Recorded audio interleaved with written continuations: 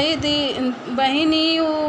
है देवरवा कुल बोरना तद बहिनी लियाए आए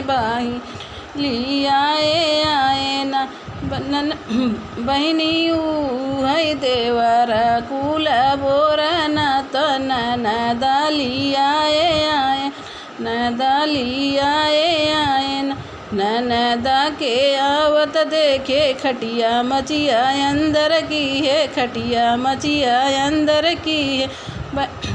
धन ननद के टूटा खटोला बाहर कई दी है न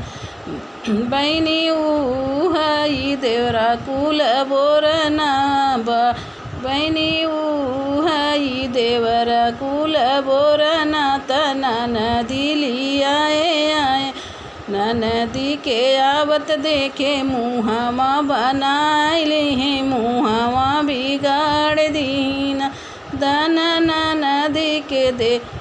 गोरू बछरू अंदर किया खूटा पगहा बाहर गोरू बछरू अंदर किया पगहा बाहर किया हो धन ननदी के लिए एक पड़ावा बटोरे बाहर छोड़ दी है ना धन ननदी के लिए एक पड़ावा बाहर वहाँ छोड़ दी है ना।